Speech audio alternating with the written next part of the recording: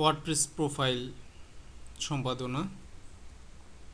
এ পর্যায়ে দেখব প্রত্যেকটি ইউজারের প্রোফাইলে কিভাবে সম্পাদনা করতে হয়। আমরা ওয়ার্ডপ্রেস অ্যাডমিন প্যানেলে যাই। অ্যাডমিন প্যানেলের বাম পাশে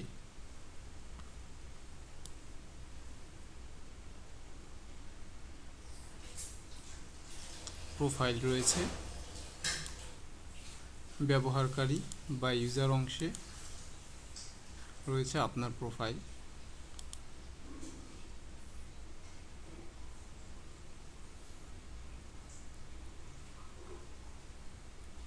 প্রোফাইলে বেশ কিছু অপশন রয়েছে। ব্যক্তিগত অপশন রয়েছে, ভিজুয়াল এডিটর রয়েছে, পোস্ট লেখার যে ভিজুয়াল এডিটর আছে সেটি। আপনি যদি চান যে ভিজুয়াল এডিটরটিকে ডিলিট করে দিবেন, ডিসেবল করে রাখবেন, সেটাও করতে পারেন। অ্যাডমিন কালার সিম আছে, ডিফল্ট হিসেবে ব্লু এবং গ্রে দুইটি রং থাকে। এখানে কাস্টমাইজ করে আরও একটি রং সংযোজন করা হয়েছে।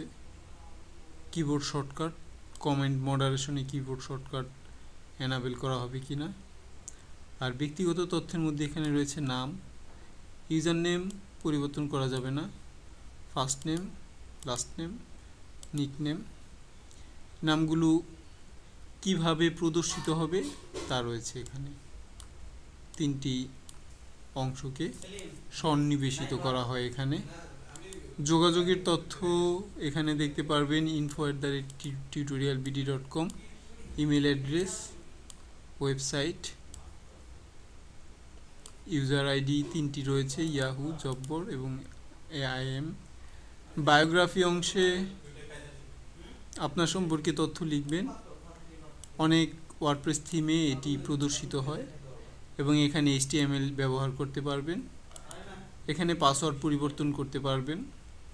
নতুন পাসওয়ার্ড দিলে এখানে পাসওয়ার্ড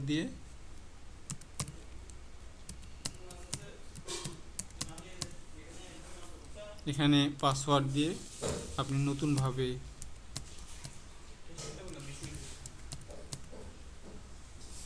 সংযোজন করতে পারেন। অথর ইমেজ এটি ডিফল্ট থাকে না, এটি প্লাগইন ব্যবহারের কারণে অথর ইমেজটি রয়েছে। আপডেট প্রোফাইলে ক্লিক করলে প্রোফাইলটি আপডেট হবে। এভাবে আপনি আপনার ব্যবহারকারী প্রোফাইল পরিবর্তন করতে পারবেন অত্যন্ত সহজ কয়েকটি প্রক্রিয়ার মাধ্যমে। তাহলে এ পর্যায়ে আমরা শিখতে পারলাম প্রোফাইল সম্পাদনা।